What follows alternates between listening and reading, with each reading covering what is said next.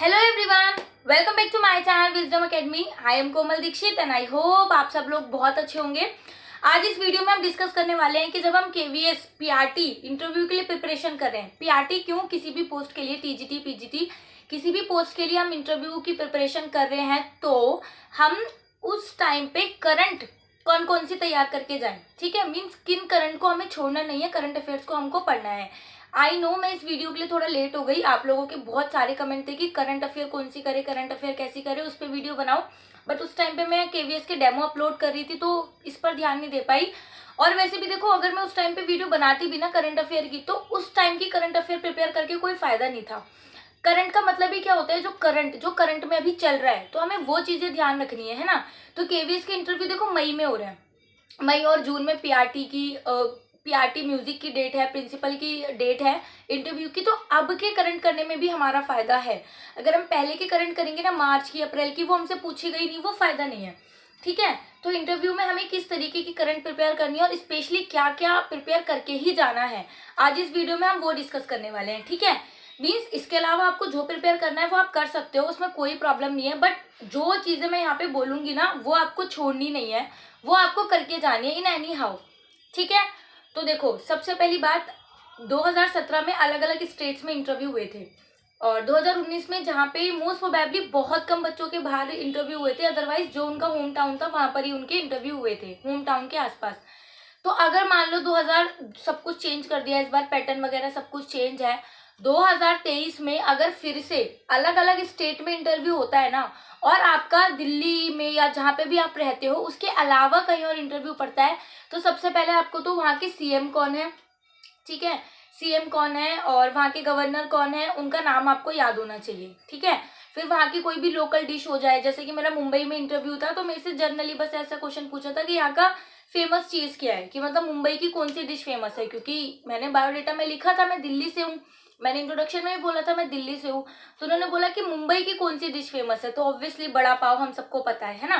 तो इसी तरीके से अगर आपका मान लो गुजरात में पड़ता है, वेस्ट बंगाल में पड़ता है, तो आपको वहाँ की डिशों के नाम पता होने चाहिए, जैसे मिष्टी दोई, रसगुल्ला वेस्ट बंगाल में बहुत फेमस है, गुजराती में हमें पता है ढोकला, खांडवी, मतलब खट्टा मीठा वाला खाना ज्यादा खाया जाता है मुंबई और गुजरात दोनों में।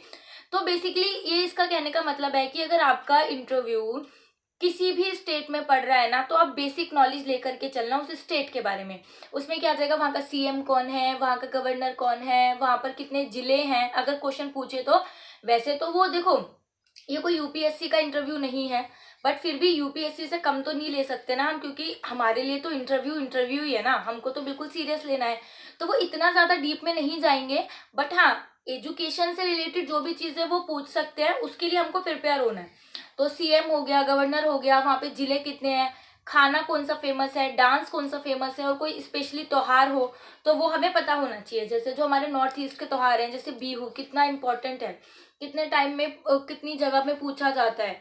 और हिमाचल प्रदेश का है ना एक लांगपा या कुछ ऐसे करके, मीन्स अगर आपका किसी भी स्टेट में पड़ता है, तो आपको डांस डांस खाना वगैरह एक नॉर्मल सी बेसिक इन्फॉर्मेशन लेकर के चलना। ठीक है, इसके बाद देखो एनईपी 2020 आई, आपको पता है कितनी कितनी इंपॉर्टेंट है एनईपी 2020। हर जगह इसमें से क्वेश्चन आया, हर एक शिफ्ट में, कोई भी एक शिफ्ट ऐसी नहीं होगी जिसमें इससे क्वेश्चन ना आया हो। तो बहुत हद तक आपसे इंटरव्यू में भी क्वेश्चन पूछे जा सकता है एनईपी 2020 से।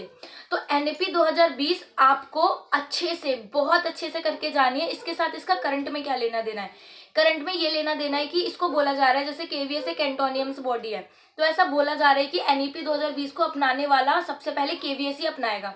अभी तक अपनाया नहीं है, हो सकता है कि अब नया सेशन स्टार्ट हो रहा है और जब हम इंटरव्यू देने जाएं तब तक ये चीज हो जाए। तो आपको थोड़ा सा अपडेट रहना है और पता करना है कि एनईपी अपनाने वाला सबसे पहला स्टेट कौन सा है, किस स्टेट ने सबसे पहले एनईपी अपनाई है। भले ही आपको उसका स्टेट में इंटरव्यू है या नहीं, बट आपको ये प्रिपेयर करना है। केवीएस, एनवीएस, एडब्ल्यूएस या इतने सारे जो भी ये बोर्ड है, ठीक है, जो भी ये संगठन है, इनमें से सबसे पहले एनईपी किसने लागू करी है, किसने अपनाई है, ये सारी चीजें आपको पता होनी चाहिए।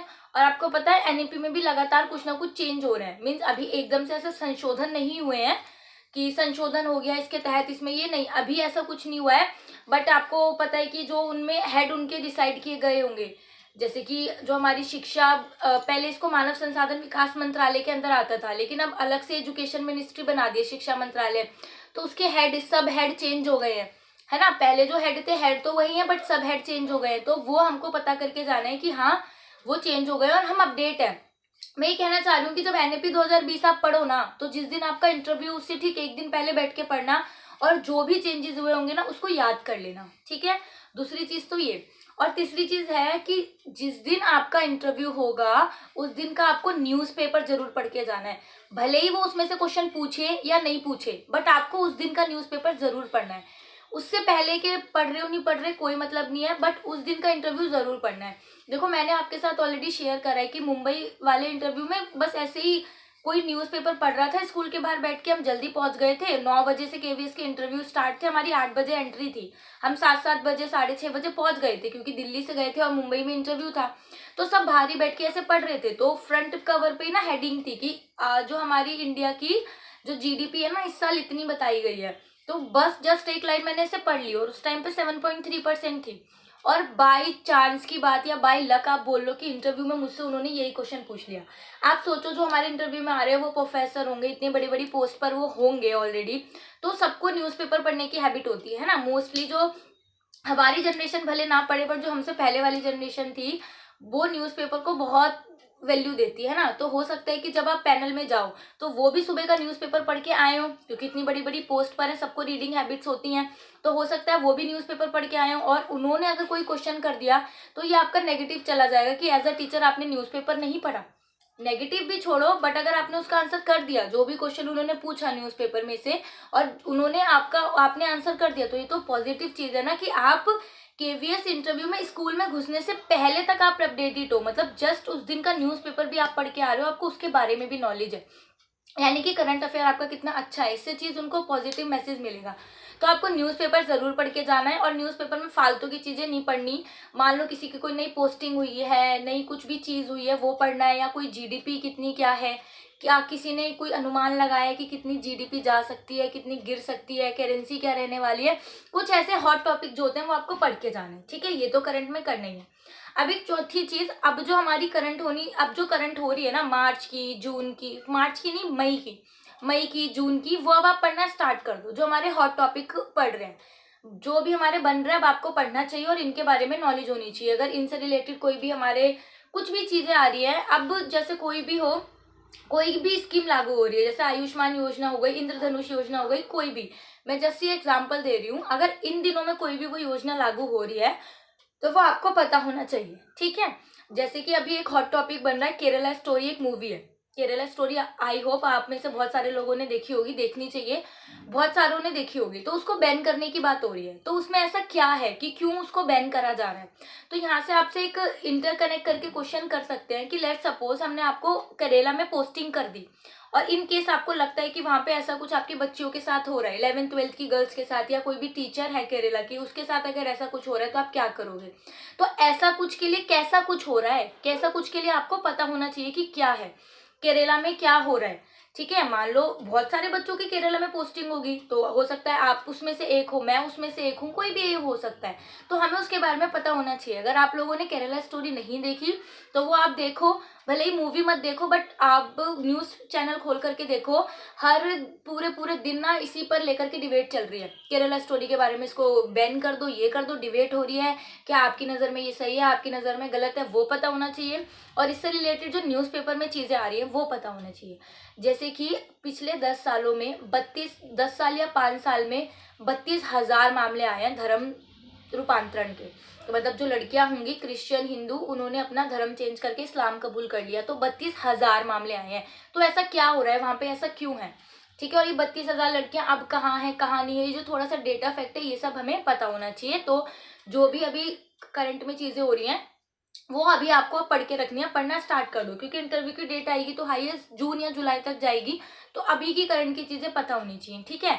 फिर अब फिफ्थ चीज और लास्ट चीज, सबसे इम्पोर्टेंट चीज, कि अभी केवीएस स्कूलों में क्या हो रहा है वो आपको पता होना चाहिए, ठीक है। केवीएस ने बहुत सारी चीजें लॉन्च करी है, मैंने उसकी एक वीडियो भी डाली थी। जैसे उड़ान कार्यक्रम है वो केवीएस का है, सफल कार्यक्रम है वो केवीएस का है।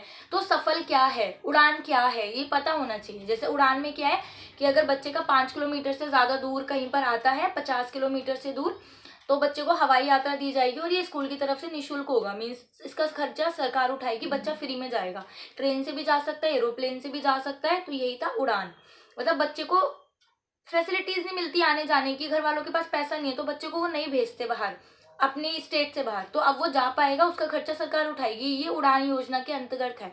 तो ये सब चीजें हमें पता होनी चाहिए।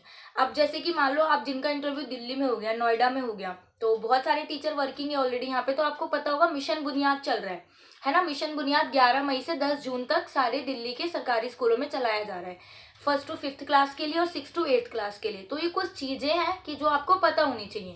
जैसे मिशन बुनियाद 1st to 5th क्लास के लिए है, 6th to 8th क्लास के लिए है। इनको 3 लेवलों में बांटा गया है। इसकी डेट क्या है, 11 मई से 10 जून तक, और बच्चों को रिफ्रेशमेंट वगैरह मिलेगी। ये सारी चीजें आपको पता होनी चाहिए। अब वो क्या आपको फोकस करना है, अपने डेमो पर तो फोकस करना ही करना है, डेमो टीचिंग पर, क्योंकि वो 30 नंबर का है। बट बाकी सारी जो 30 नंबर होंगे, जिसमें आपकी पर्सनैलिटी, आपका जो कॉन्सेप्ट नॉलेज है वो, और जो तीसरी चीज करंट नॉलेज, ये सारी चीजें कि आप अपडेटेड है या नहीं, ये चेक करा जाएगा। ठीक है। तो उसमें हमारे एजुकेशन में जितने भी चेंजेस हो रहे हैं या जो भी चीजें अभी करी जा रही है ना, उससे आपको पता होना चाहिए। अब आप इंटरव्यू से 3 दिन पहले एक लेकर के बैठोगे तो दिक्कत हो जाएगी, क्योंकि इतना सारा कितना करोगे। तो धीरे धीरे रोज थोड़ा थोड़ा पढ़ते रहो और अपने डेमो की प्रिपरेशन करते रहो, तो साथ में हो जाएगा। ठीक है। तो ये 5 चीजें आपको अच्छे से प्रिपेयर करनी है। जिस भी स्टेट में आप जा रहे हो उसके बारे में बेसिक नॉलेज, सारी चीजें। सेकंड चीज हमारी एजुकेशन से रिलेटेड जो भी सारी चीजें चेंजेस हो रहे हैं वो। थर्ड चीज है हमारी एनईपी में क्या चेंजेस हो रहे हैं लागू करने के लिए वाला सब कुछ। और जो हमारे करंट से रिलेटेड फोर्थ है हॉट टॉपिक जो चल रहे हैं, जो चीजें चल रही हैं अभी, जैसे केरला स्टोरी हो गई। और एक चीज और है, तो उसमें लड़कियों के लिए क्या स्पेशली कोई हेल्पलाइन नंबर है, अगर वो हेल्पलाइन नंबर है तो वो आपको याद होना चाहिए। अगर कोई लड़की कभी किसी प्रॉब्लम में है, या लड़की क्यों कोई लड़का भी है, तो किस नंबर पे कॉल कर सकता है ना। एजुकेशन में हम स्कूल में बैठे हुए हैं, हम स्कूल के अंदर हैं। आप लोग मुझे कमेंट करके बताओगे इसका आंसर। हम लोग स्कूल में बैठे हुए हैं और इन केस कुछ इमरजेंसी हो जाती है, कुछ प्रॉब्लम होती है, तो हम स्कूल से भी डायरेक्ट एक नंबर पे कॉल कर सकते हैं। तो वो नंबर क्या है आप लोग कमेंट करके बताओगे। ठीक है। इसके अलावा अगर आपका कोई क्वेरी है या डाउट है तो वो आप कमेंट करके पूछ सकते हो।